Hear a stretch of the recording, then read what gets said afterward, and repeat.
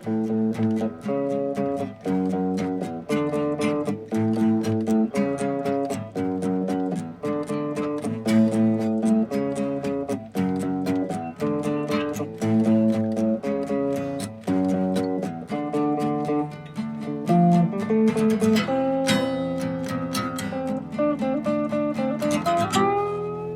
human beings, and welcome back to Apartment 303, a podcast for community fans. My name is Dave, and alongside my co-host Adam, we are here to discuss all things community, each and every layer of the show, and why we love it so much. On today's episode, Adam will be making the case for why Jeff is the most important character on the show, and then we will be ranking and discussing all 6 of the community season openers. Before we get to all that, though, we've had a few changes of our own here in Apartment 303 as we now kick off our second season. So let's pick up with the cliffhanger ending to our Season 1 finale. Adam, how have you been since we last talked, my friend? What have you been up to? I have been busy, to say the least. It takes a lot more work than I anticipated to convert a minivan into a camper. So for those of you who put down money that I would be traveling the world in a van called Vanna White, congratulations, you are correct. So I've been doing that with both my dad and my twin brother, and it's been a rewarding process, and I'm getting ready here to reap the benefits of that labor and actually enjoy traveling around and seeing some of the new places for the indefinite future here. So very excited about that. What about you, Dave? What have you been up to? My cliffhanger was a little bit a foot in each side. I do have a second podcast that I've been working on. We're about to put out our second episode. It's called Roundtable Report. It is about the MMO World of Warcraft and the gaming community I've been a part of for a long time. But I am not leaving Apartment 303 to pursue that full time. In fact, as we look to get things going here in Season 2, I'm going to be stepping out a little bit from behind the booth and taking a more active role in host duties. So, very excited. Got a lot of good stuff to look forward to here. Yeah, and I think that's a great opportunity for you. Of course, that transitions us into the element of the cliffhanger, which is more accurate. While Scott didn't necessarily take a job working to rebuild City College's cross-country team, he has stepped away from the podcast, but we're very excited and happy for him to pursue his professional endeavors. Cross-country and long-distance running will definitely be related to that. You all know that was a passion of his. We're very pleased for him. He's still a friend of the podcast and vice versa. So just very excited for him to take this new step in this new direction, and we'll see him when we see him. Yeah, and we've obviously said our piece in private, but I do just want to go on the record here and give a big thanks and shout out to Scott for helping us get this far. Definitely would not be where we were without him. But much like the Apartment 303 from Canon, we're going to move on with this lineup for the new season. So let's get into that right away. I did tease that later on we're going to be discussing all 6 of the season openers. Not necessarily doing a deep dive on any, but more from the perspective of ranking them against one another. Adam and I have not discussed our rankings, so I'm very interested to see how that unfolds. Before we get to all that, though, I want to get into a subject that we are going to be coming back to throughout the year, which is kind of making cases for individual characters. And we're going to kick that off today with what's probably the most natural, logical starting point, and that is talking about Jeff Winger. So, Adam, I'll let you take it over from here. Tell us, here in Apartment 303, why Jeff is the most important character on this show. There's no doubt about it. Jeff is absolutely the most important character in the entire study group. I have a laundry list of reasons here. I'll go through them. Some are funny, some are serious, some deal with Jeff as though, if we're treating him like he's a real person and the group is, a real group of people. and others are related to how he fits into the characterization of a sitcom, right? So, first of all, and I think that's a good place to start here, Community doesn't get made without a lead character like Jeff. That show does not get picked up by NBC without that type of protagonist. And the character of Jeff is, if we can look at it from this point, as the pilot's being made, as they're casting, this even extends beyond the role that Joel McHale plays, because NBC executives weren't sure that they wanted Joel. They wanted to get the character of Jeff right. They wanted to have the maximum appeal that they could. Again, treating this like this is just another sitcom and there's a formula for how you do it and all of that. So the character of Jeff, even from that point, is the most important, most significant character to Community being even made as a television show. So that's, I think, a really good opening point to make. And then just sort of going chronologically here, I took some notes on some things that Jeff does, which set the wheels in motion or cast a die, if you like, in terms of what unfolds in this show. And so much of it revolves around Jeff as that main character. But sticking with just the pilot episode, he's the one who pretends to be a board certified tutor, therefore approaches Britta, and therefore the study group forms.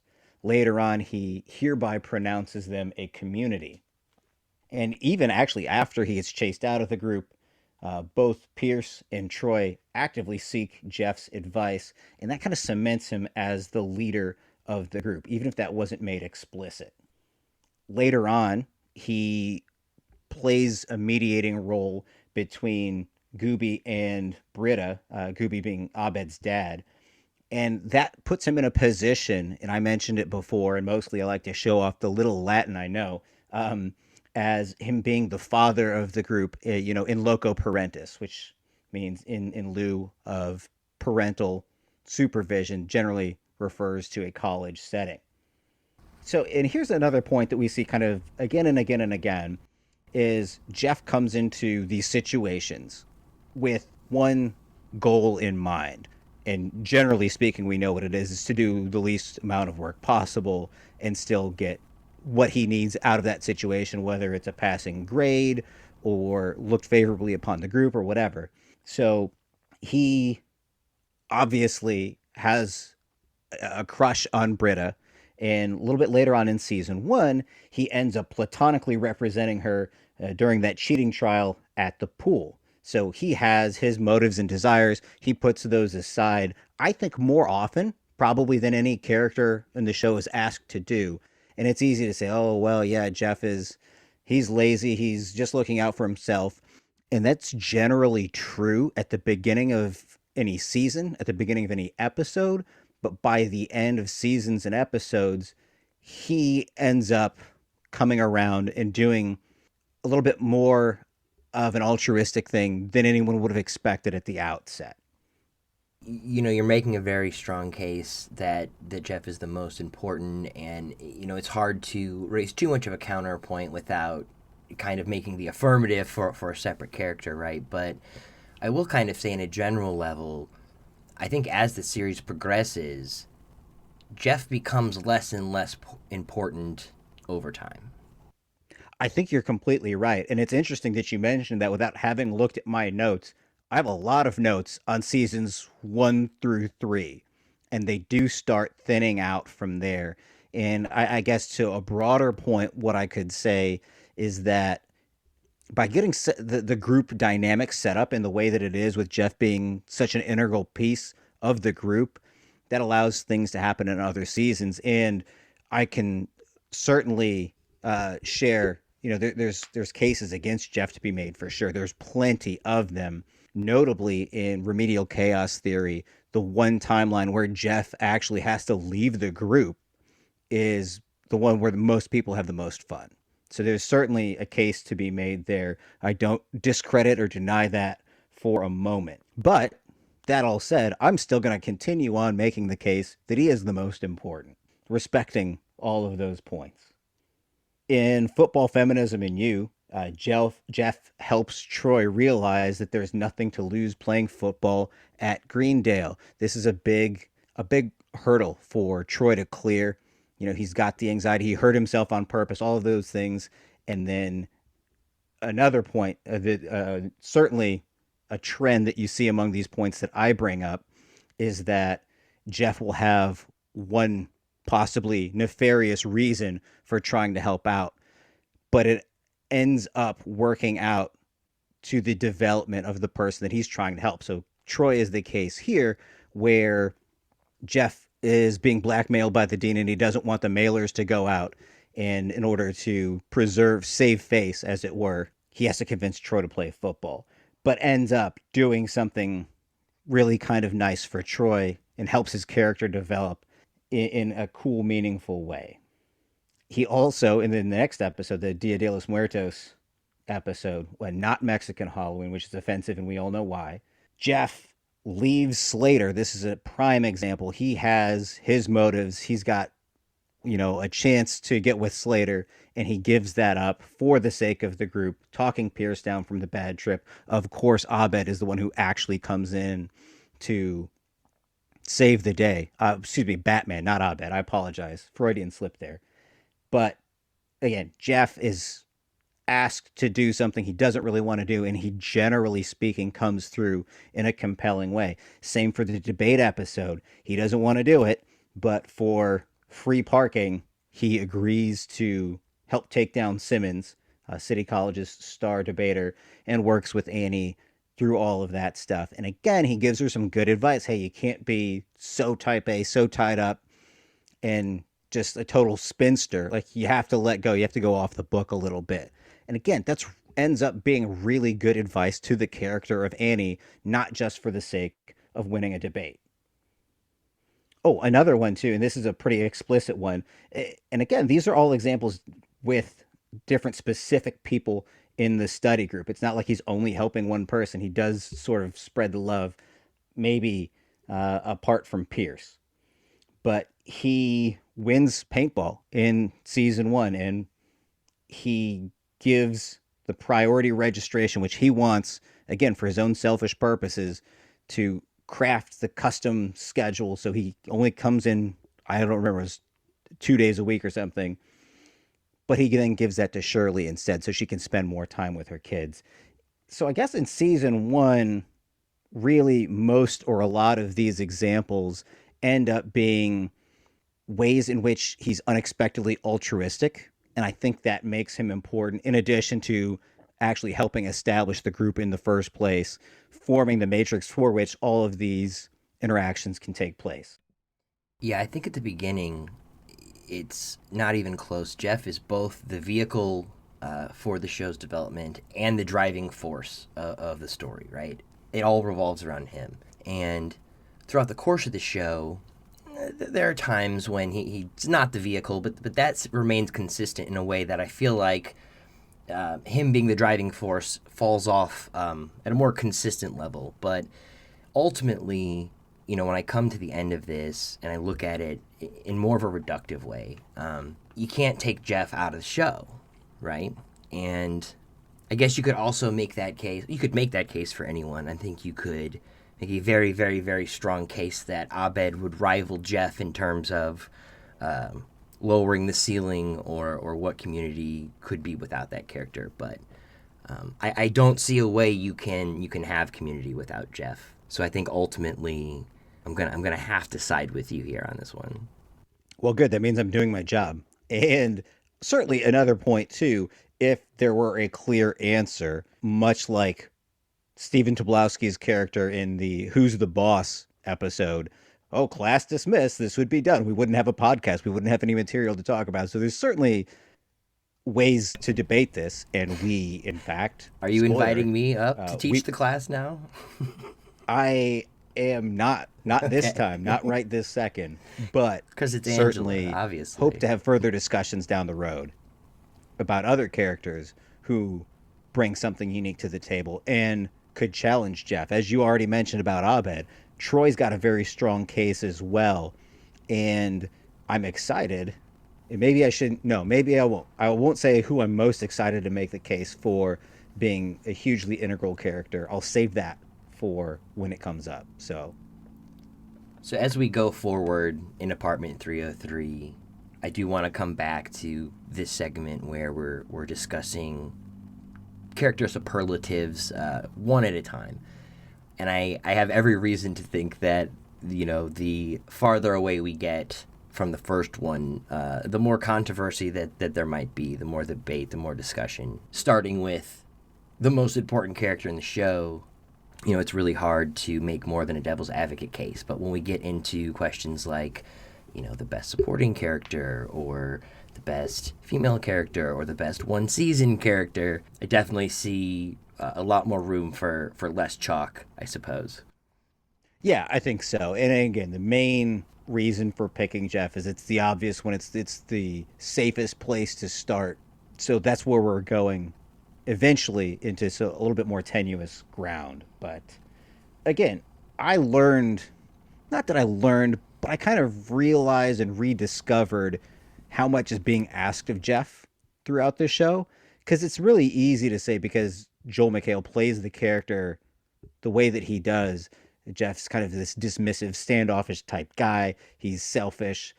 All of those things are true. Every single one of those is a valid point. However, more often than not, he really does come through for what's best in the group, what's in the group's best interest, I should say. And it's kind of heartening to go through that and revisit this and watch episodes specifically with that in mind. So And you it's see been a Jeff fun, evolving that way on a personal yeah, level. One of my favorite things as the show goes on is how his speeches become less and less effective.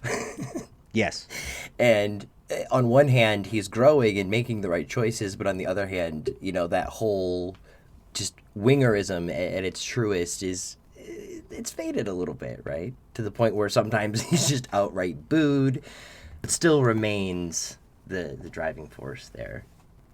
yeah, without a doubt. And that's a fun transition to the next set of points here.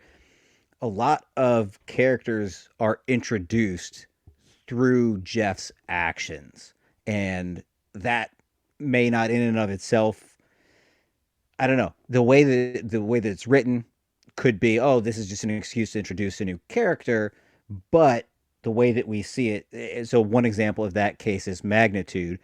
We get introduced to Magnitude because Jeff ends up accidentally having a party.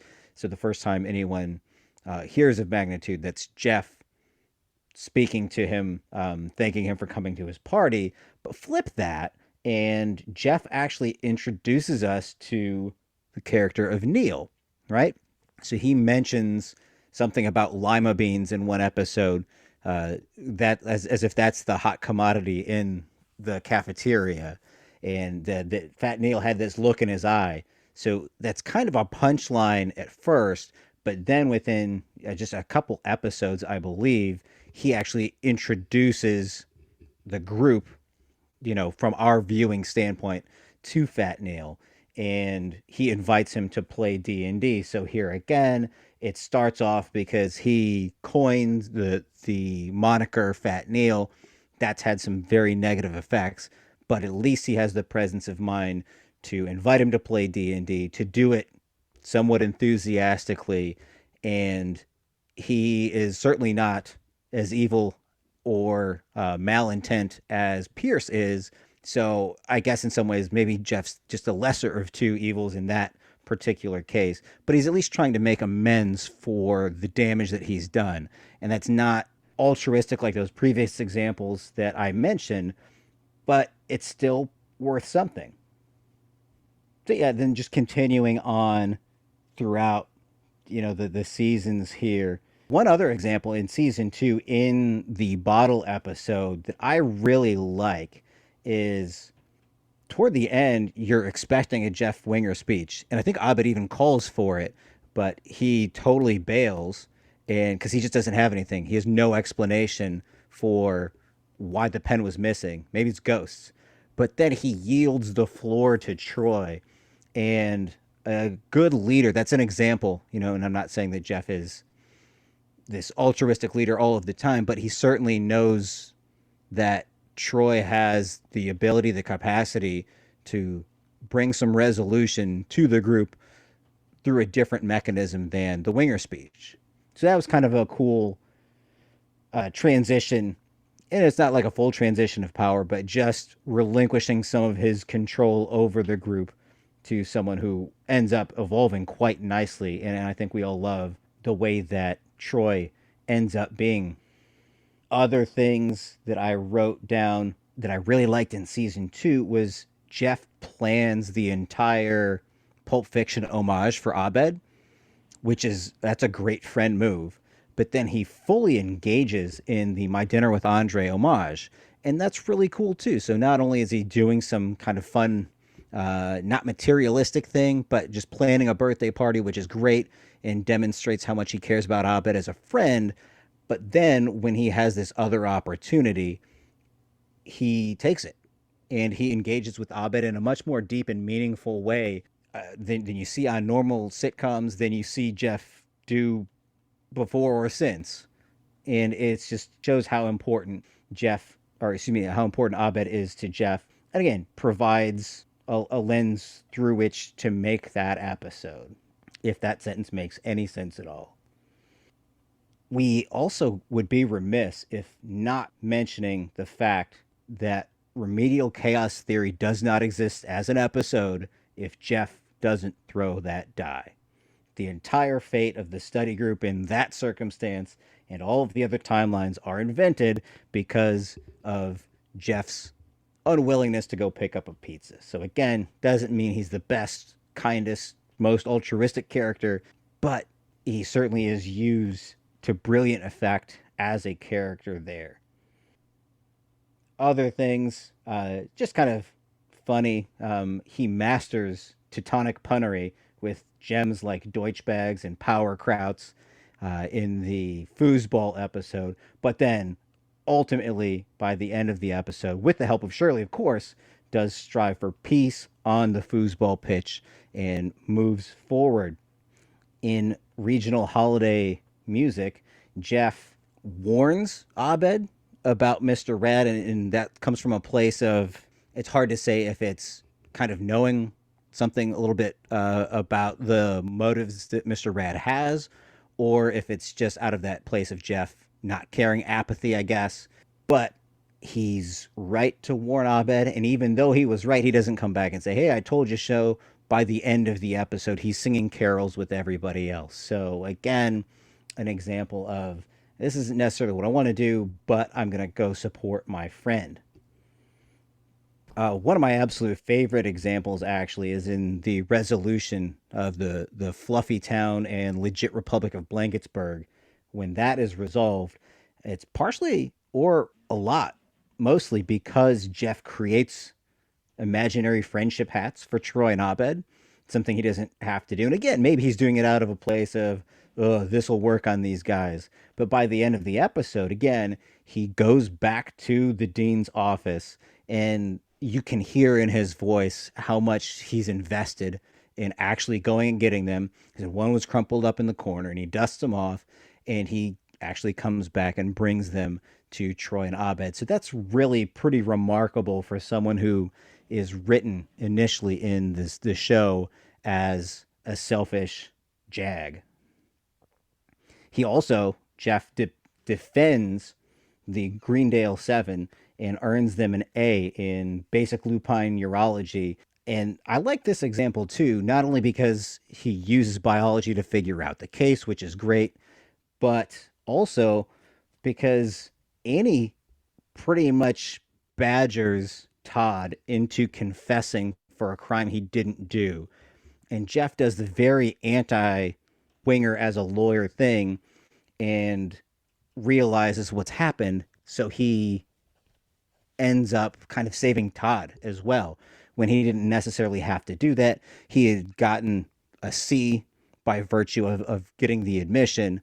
And that's a rare case where he shows more maturity in a better moral alignment than Annie does. So that was kind of an interesting example. And again, it took him 3 seasons to get there, but I thought that was a really compelling example as well. And there's several more. I just want to hit on one from the next couple of seasons. In season 4, we don't totally write that off, so that counts, for character development. He does win the Hunger Games and gets all of the red balls, not because he wants to, but because he knows how important it is to the rest of the group. And he is also, if I jump ahead again to a couple of specific quotes that other characters say about him, because obviously, so far this has all been my opinion, but in season 5, Shirley refers to the study room as the room where Jeff made us a family. And Troy also says, "You were our hero." Abed says, "You brought us all together." So all of those things, I've got this huge list of things that Jeff has done. And we also know that the characters, but by virtue of those last couple of quotes, the characters buy into it as well. They understand, they see his value now, as it were. And I think those are some pretty compelling reasons that Jeff is the most important character. And there's maybe another superlative we could use there, but I think I'll settle for Jeff is the most important character for those reasons that I've outlined. And I would love to hear more from other folks, or you if you have any off the top of your head, Dave. I'm going to call on the listeners here to hold you accountable for your Jeff case. I'm going to save everything I have here for our next segment because I'm not sure how these rankings are going to line up. Now, with that all said, I'd like to transition here and discuss and have it be a true discussion about each of the season premieres, how much we like which ones, we can rank them, and, I've done my homework on this, Dave. I know you have too. Tell me a little bit about, what were the criteria that you were using as you were ranking these and determining how much you liked one over another? Well, there were 2 or 3 main ones, I guess, kind of depending on how you want to characterize it. The first one was real straightforward and was just how funny I thought it was, how much I enjoyed the episode in and of itself, viewing it as not necessarily a season opener, but just as an independent story. Okay. Then there was the aspect of considering it specifically as a season opener. How well did it tee up the season? Okay. How excited was I? How pumped was I? What were my feelings about the rest of that season and watching the show going forward as a result of that episode? Sure, yeah. Those were kind of the general ways in which I approached it. I don't know if you thought similarly or had something you wanted to kind of add or expand on as far as that goes. I went totally just with gut feel on this one, as much as everyone knows I like a good rubric and standardized types of things. This was just totally by the gut for me. And, I have one more question for you before we get into them, but did you find that you liked some of them more or less than, like, for instance, the first time you watched them? I know that's something that I struggled with a little bit in an episode we did last season, which was conspiracy theories and interior design. Yeah. So, like, with conspiracy theories and interior design, that's one I loved so much the first time I watched it, but it didn't have as much rewatch value for me. Did that figure at all into any of the episodes that we're reviewing today for you or not? It did. I think I can actually kind of expound on both of those questions by saying that I came up with a list off gut feeling, right? That Sure. was my starting point. But then as I went through and rewatched them all again, I did naturally, try to apply some thought over top of that. And my rankings didn't change very much. Okay, well, that's good. Maybe a flip-flop in the middle. But I will say, as much as it didn't change, I do think that there is merit in the last part of your question, which was, have multiple viewings affected it? And I will definitely say that for my bottom tier choices and my top tier choices, you can see the connection. Well, I'm intrigued, so I want you to go So first that's for because sure. yeah, you've built up the suspense in me. So So like I said, uh, there were maybe some moderate changes, but maybe this will make more sense to you. So we've got 6 episodes, right? The first episode from each season, and I've got them ranked 1 through 6, but I feel most passionately that there is a very hard dividing line between 2 and 3 and between 4 and 5. And so, by what I mean by that is, I think that 2 of these episodes are all timers, absolute top wow, tier.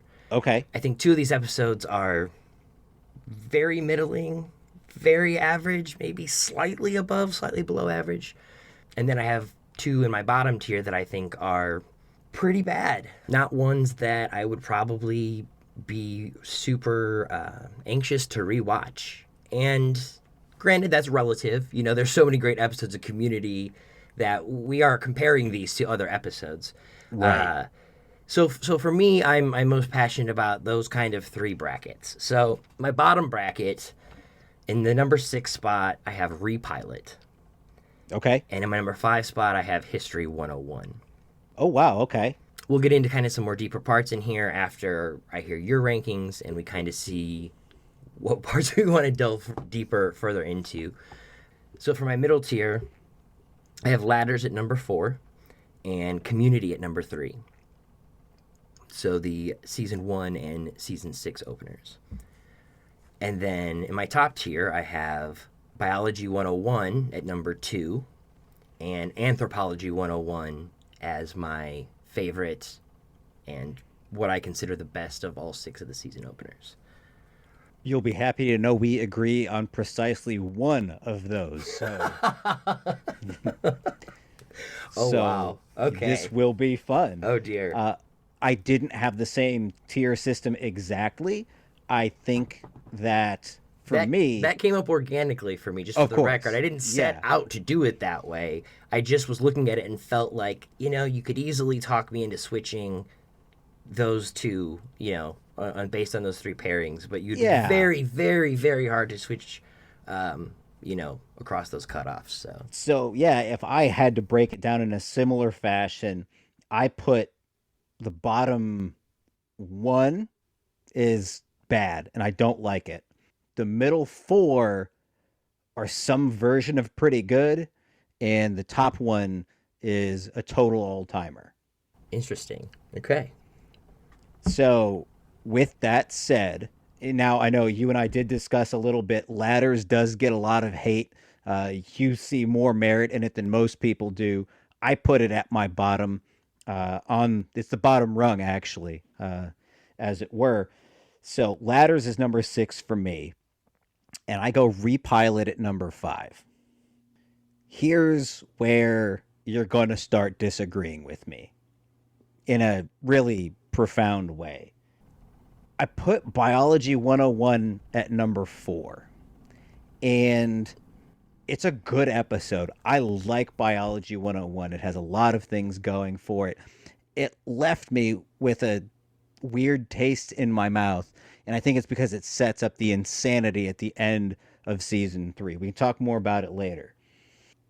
At number 3, I put History 101. I like that episode. Not as, oh, this is good for season 4. I think it is a good episode of Community. I'm prepared to defend it.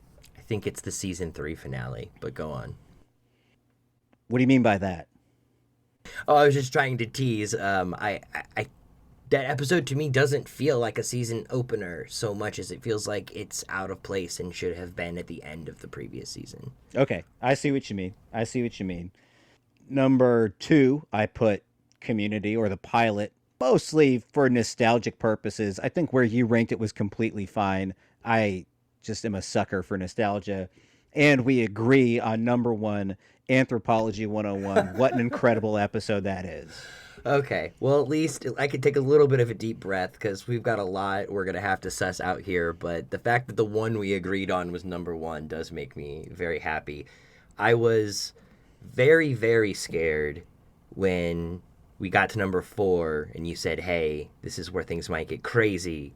Yeah. Um, you know, I assumed that you had moved history up, but I was afraid with no reason to be. So glad to hear that you landed at least in one correct spot. So let's start at the bottom. Obviously, the first thing we need to discuss is we both have the seasons 4, 5, and 6 openers on the bottom of our lists. For me, I have ladders at the beginning of that, and you have it on the very bottom. Yes. So, do we want to start talking about ladders, or do we want to start talking about history and work our way? Yeah, let's go with ladders first. And I wrote just a few things as they happened. I can't stand that intro catch up. I hate it, even though it's Abed. I just it bugs me. I don't care for it, and I'm not sure exactly why. I generally appreciate the extent to which and the number of times that Abed injects his meta humor, and normally he gets a pass from me. Normally it's okay, that's Abed being Abed, but I really hated it, and I don't have a good reason why. That's again just straight from the gut. I really liked how efficient it was. I thought, especially relative to the season 4 and 5, kind of cold opens, that it wasn't just, hey, this new wacky thing with this new wacky prism. It was like, hey, this is the 90 seconds of what you need to know. We're going to actually get into what's going on here. So that was something that I appreciated of it, but again, would not put it, close to the other half of the episodes in that regard. So another thing that I didn't care for was Abed's initial critique of Frankie and everybody else, piling on. It actually, during my first watch of the season, made me not like Frankie very much. And maybe that's on me. Maybe I need to see beyond that. But it's taken a while for me to come around to Frankie because of someone that I knew and cared about like they were a real person. Anyone in the study group, they didn't like her. They didn't welcome her. So it felt like she was an intruder to something that I held sacred. So that I did not care for. I should have been made to feel like Frankie was delightful because she is. Yeah, I really like the element of adding Frankie to the dynamic of the group, and they don't mess around in that episode. They get right to it. They let her do her little speech. They say explicitly, and you can see, on all of the characters' faces how they're responding to this intrusion to the group. Yeah. At this point, they're very used to changes, but this is something they haven't had. And perhaps my opinion of ladders is influenced by the fact that I'm quite fond of Frankie as a character, and more so than that, what she brings to the show. On our podcast, I know we've talked a lot about it. I know on other podcasts we've talked about how we identify with the characters, and what percentage of who we all are, right? Yeah. And Frankie just isn't a replacement character. She's not just a one for one. She has these unique elements of Annie and Abed and Jeff that haven't been combined in that ratio, I don't think, at any other point in the show. Yeah. So, relative especially to seasons 5 and 4 in the first episodes, I left season 6 premiere really excited for the rest of the season in a way that I wasn't in seasons 4 and 5. And maybe part of that was because, seasons 4 and 5 had a lot more baggage when they were starting, expectations, things of that nature. And it was almost like, yeah, this is still going to be Community, and we're still setting up all this wacky, whimsical, fun stuff that we love about the show, but I don't know, it just felt like I was going to be in for an actual stable ride where they were going to be telling a story and doing interesting things, like not just bringing in a new character for some punchlines in one episode, but bringing in a new character or characters who are actually unique combinations of traits we like about people that are already established on the show, but combined in a new way so that all these different new interactions are possible. Yeah, no, that's really an interesting take. And whereas from a personnel standpoint, there seems like there's going to be a little more security, as you've just mentioned. By I don't know, just something felt really bizarre to me when they open up the bar. I think it's called the Vatican, if I remember correctly. With the great name for a bar. Uh, but I don't know, just something about them opening that space. It felt bizarre. It never landed for me, and I Ironically, felt Shirley Soul would die if she saw this. right. But punchlines aside, I didn't like that existing in the pilot, and I don't know. And I am guilty too. Everything after season 3, like as it was happening in real time, I was just real skeptical of what was going on, and I've never been able to shake it. So they clearly are teeing up problems that will have to be solved throughout the course of the season in this season 6 opener, right? But unlike the last two seasons, I don't leave this episode feeling overwhelmingly hopeless and bitter about the show and the characters. Mm-hmm. Like, let's transition a little bit here and start talking about. Let's say repilot was your number 5, Yeah, right? it And my number was. 6. So let's kind of transition there. That episode, I mean, there are a lot of episodes of Community that are dark, but very rarely do I start and leave an episode and spend the entire episode just kind of in like a place of despair for the show and the characters. I did like the parts where, and for me, what kind of set it aside from History 101, they tried, at least. It seemed like there were a lot of specific callbacks to Community, the original pilot. So it Right. seemed like they really were trying to make an effort to repilot it. But based off that repilot, I don't know if I would have picked up that show or wanted to watch that show necessarily. In fact, I didn't watch most of season 5 until after the fact. Although it was not a result of being turned off by the pilot, maybe it was just a reflection of what a dark place the show was in at the time. But I'm really interested to hear your thoughts on repilot and kind of that whole process. Yeah, it's just one of those ones that was honestly kind of forgettable to me. It had to do some of the lifting, whether it was through meta commentary or whatever, addressing the fact that Dan had not been there the previous season, and he does things a certain way, and he wants to get back to that. We're calling it on formula through Abed's dialogue. That's the word. I couldn't think of the word dialogue. So that was, I don't know. I watched it yesterday and I barely remember anything about it, to be perfectly honest. And it does, like you mentioned, refer back to the initial pilot. I think it treads the line. They didn't make the exact same movie like J.J. Abrams did when he rebooted Star Wars. And that's frustrating in its own way. So it didn't go that route, but it does feel contrived in terms of season 4 ended with Jeff graduating, and that could have been it. But it felt a little forced to bring him back in the way that they did. And ultimately, my biggest critique of this episode is it wasn't funny.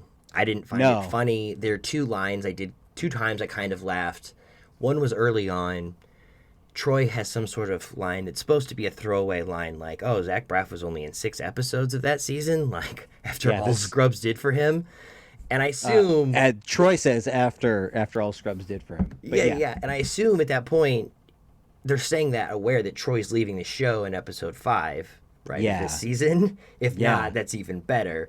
Right. So that one did give me a little snicker, and then at the end when Zach Braff actually comes in Yeah. himself on the voiceover, that was a good laugh. But It was laugh out loud funny for sure.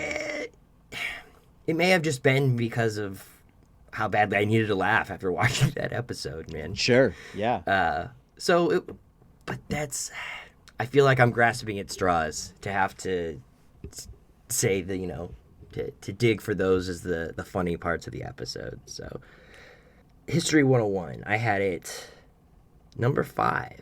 You did have it number 5. I had it third, is partially a way to be a little controversial, but also because I really do like the episode. So I'm gonna let you make the pro case for this, but my initial feelings coming into that episode were they went like there was absolutely there was no build up. They were in full blown max shenanigans, max wackiness, max insanity right from the get go. You know, in ways they really had to build to in prior seasons, and Yeah. in ways the characters kind of all progressively unraveled throughout the season. And I felt the ways in which they were unraveled were very much still the end of season 3 and not really the first page that had been turned forward.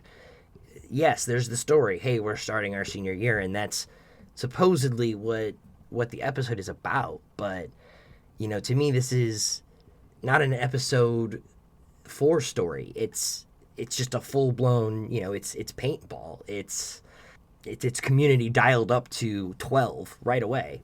Yeah. No, I can certainly see that.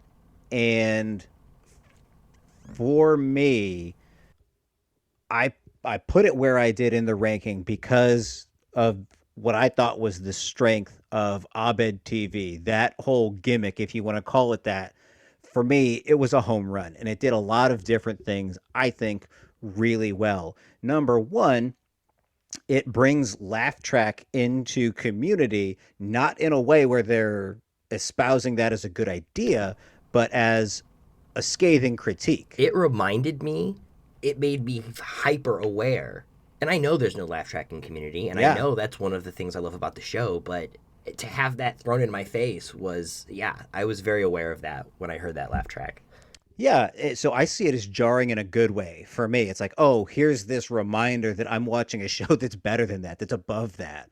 So I like that. I like the initial bit where Britta brings in the hipster glasses and everyone else has them too, because again, like that's exactly what they nailed what would happen if this was a run of the mill sitcom. And I just love that so much. And I see it as a critique. Other people maybe didn't see it that way, or they just didn't care. And they thought, we're better than this. I love that. I also love that they bring in Fred Willard.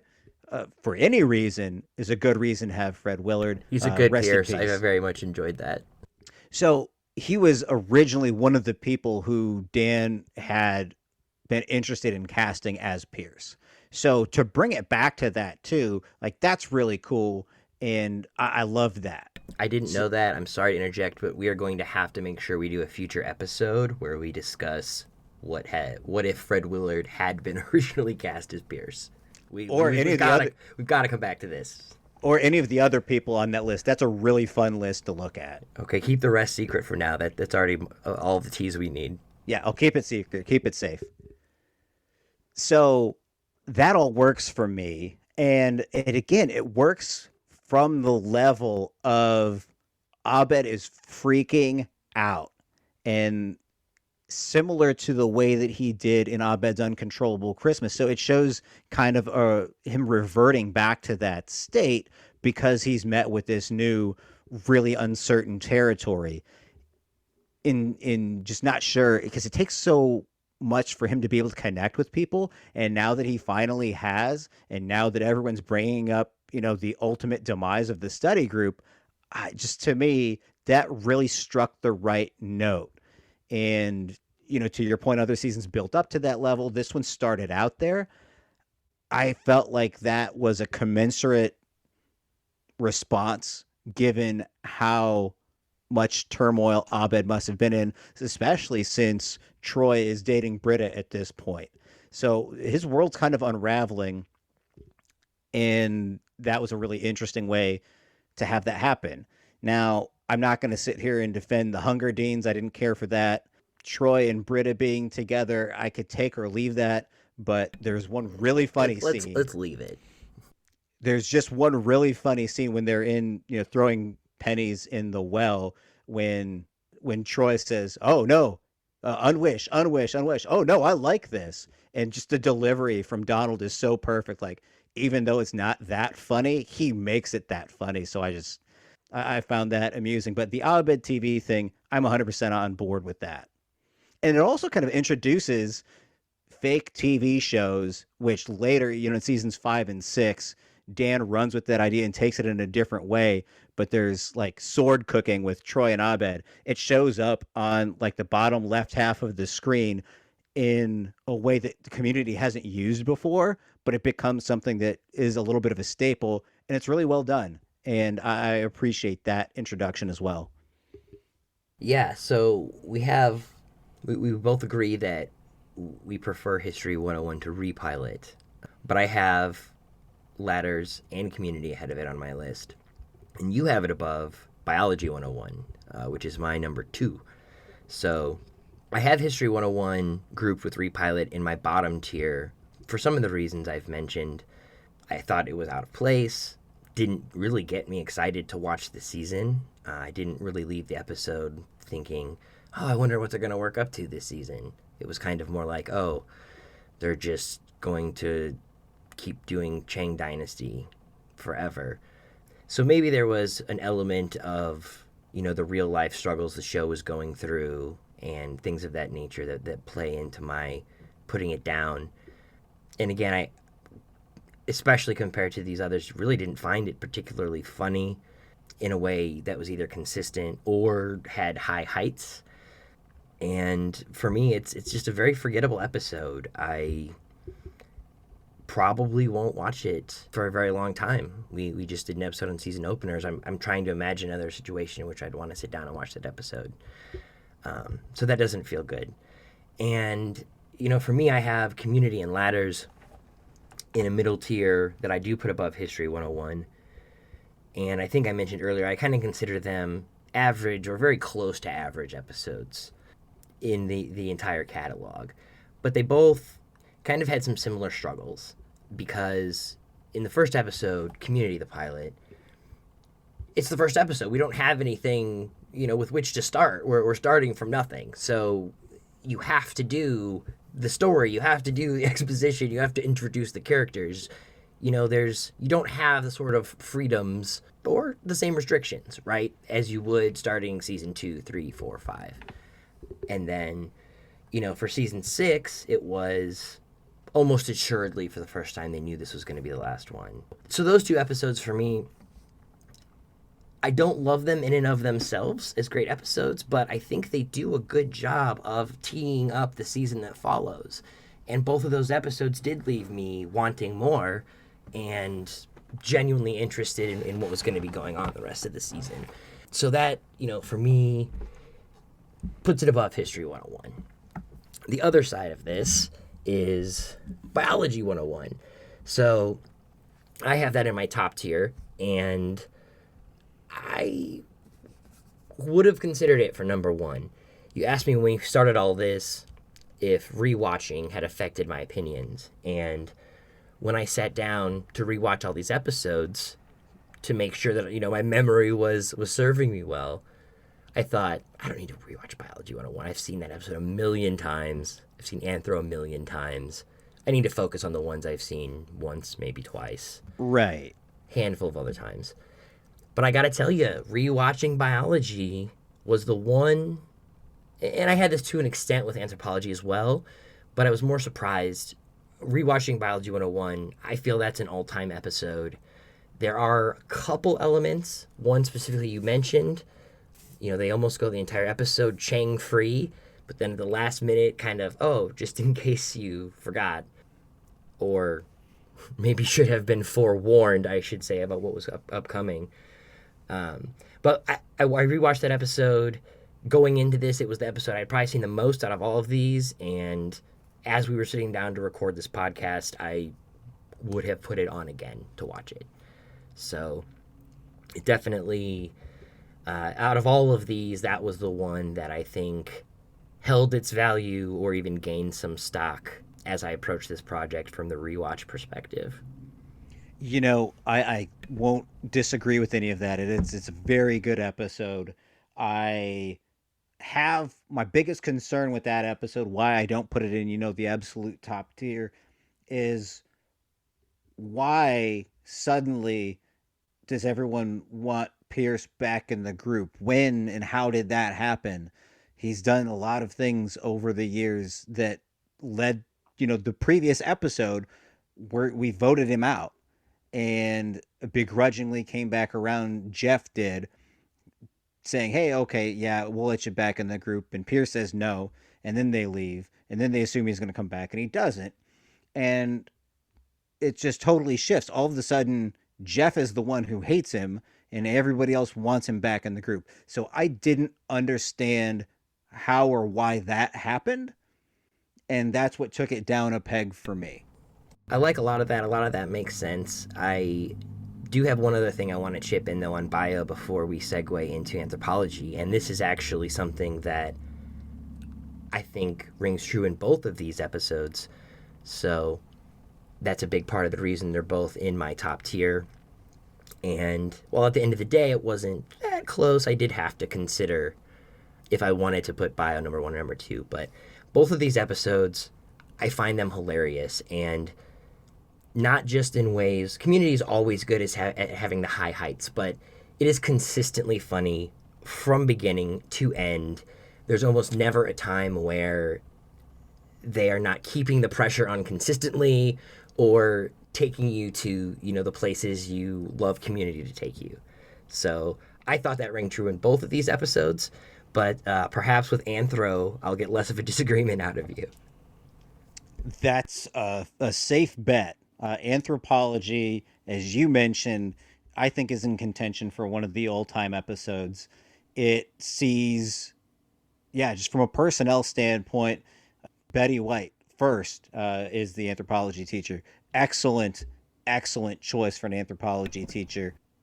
So, yeah, by virtue of having Betty White as an excellent teacher, the fact that she's on the show is excellent. Her teaching is not especially good, but that's a great way to start.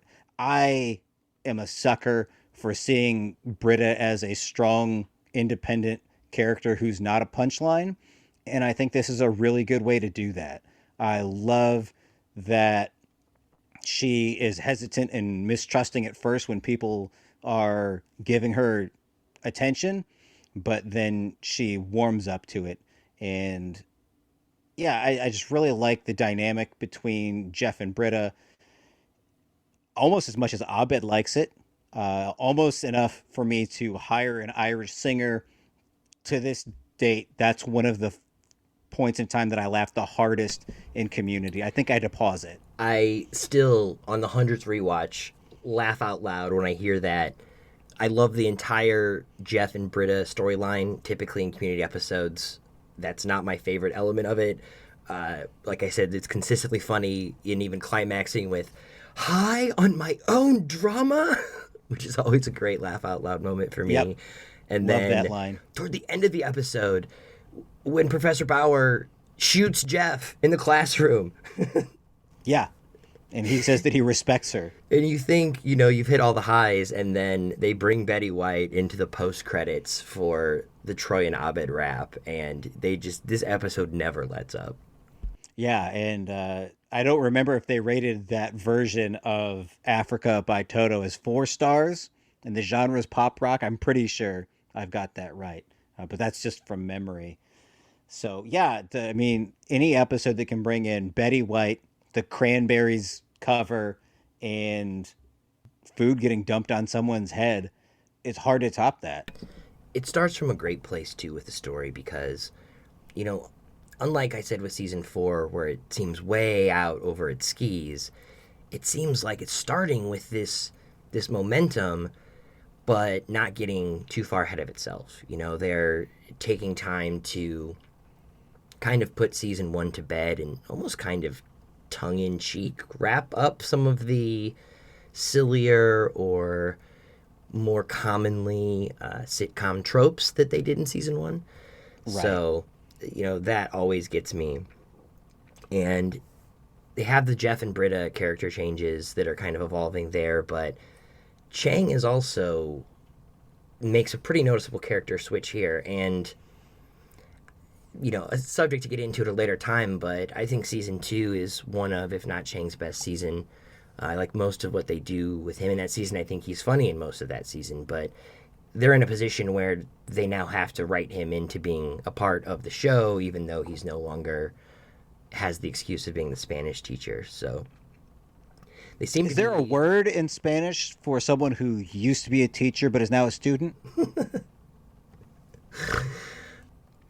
But yeah, there are a lot of changes going on, but I feel like more so than any of the other ones, they integrate those changes seamlessly in a way that kind of gives you closure on season one, gives you a little perspective on season one, but also sets up season two from a story perspective and a momentum perspective.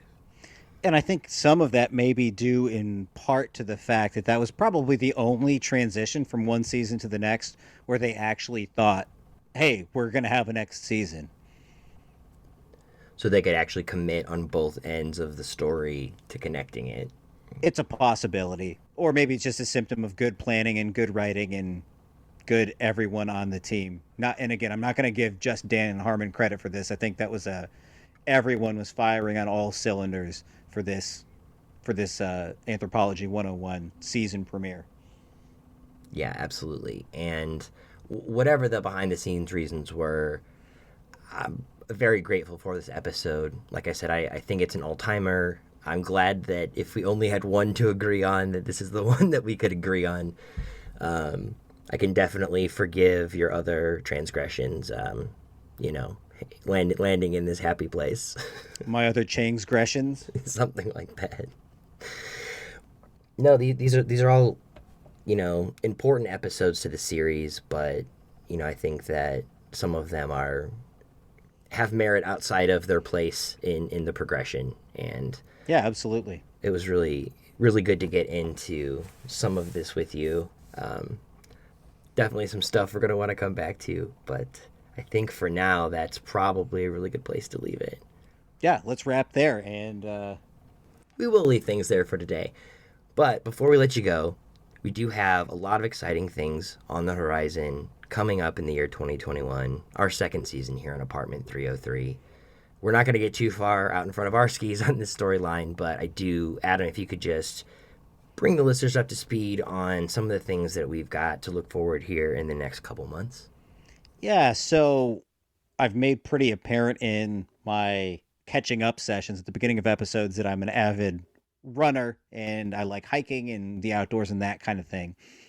I have not specifically mentioned my love of college basketball, and it rivals my other passions, to say the least.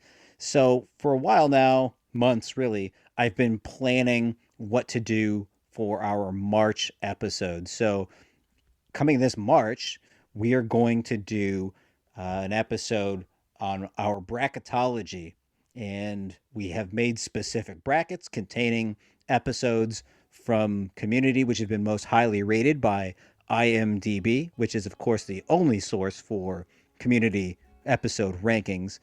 And we're going to have those available on our Twitter. We'll put them out here pretty soon. And we hope that you all will enjoy going through, filling out the brackets, sharing them. And we've got a really exciting episode in March that'll be coming up. We'll be discussing our selections and methodologies with some of the other folks in our podcasting community. So could not be more excited about that, as evidenced by us telling you about it on January 1. All right. We would like to take this time to thank each and every one of you for tuning in. As always, Apartment 303 is available on YouTube, Spotify, Apple, or wherever you get your podcasts. For Adam, this is Dave signing off. We will see you in February.